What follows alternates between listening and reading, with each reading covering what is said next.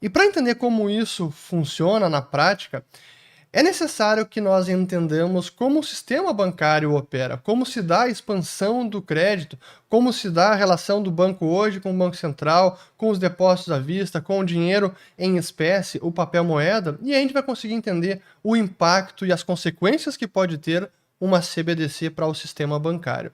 E eu não vou entrar em todos os detalhes de como funcionam os bancos, mas é importante, pelo menos, entender o básico de como se dá essa expansão do crédito.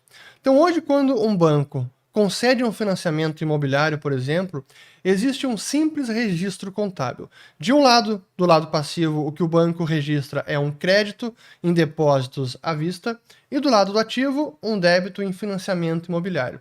Então, uma expansão de crédito é uma criação de moeda bancária, porque houve essa criação do depósito à vista. E esse depósito pode ser usado pelo depositante, aquele que recebeu o empréstimo, para fazer pagamentos, e esse depósito passa para outro banco ou para outro correntista no mesmo banco. E os depósitos à vista, eles funcionam como se moeda fossem. Não tem curso legal como tem o papel moeda, mas na prática funcionam quase como se fosse o papel moeda do Banco Central, que é a nossa moeda fiduciária, a moeda estatal. Mas um depósito à vista, ele não é o dinheiro propriamente dito. Ele é uma obrigação do banco para entregar papel moeda, o dinheiro em espécie, ao depositante. Então ele é um passivo bancário e é uma promessa de entregar, quando o cliente assim demandar, a restituição em espécie, que é o dinheiro e papel moeda.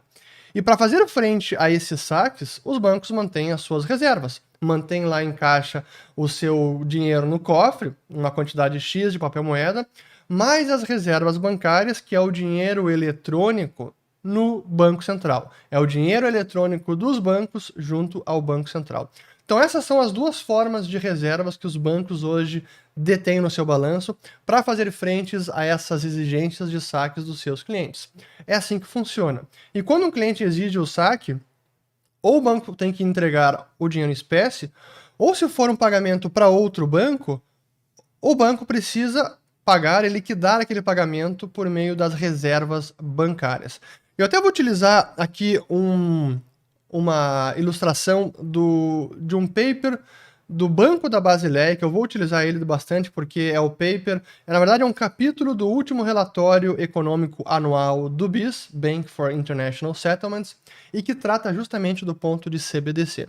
E o que eles trazem aqui nessa figura é a relação que hoje os clientes têm com o sistema bancário. Então, e com o próprio Banco Central. Então, hoje o que nós temos, de um lado, é o dinheiro em espécie, que é sim uma relação credora, entre aspas, do detentor do dinheiro em espécie contra o Banco Central. Eu digo entre aspas, porque é um passivo sui generis do BC, porque ele não precisa resgatar em nada. Se alguém apresentasse R$ 100 para o BC, ele simplesmente precisaria entregar 5 notas de 20 ou 2 de 50. Mas enfim, mas é um passivo do Banco Central, e essa é a relação dos cidadãos com o Banco Central, é utilizando papel moeda. Mas nós também podemos, nós clientes, podemos ter os nossos depósitos bancários, que é uma relação credora contra uma instituição financeira, e essa instituição financeira que tem as suas reservas constituídas aqui de reservas ou dinheiro eletrônico no balanço do Banco Central.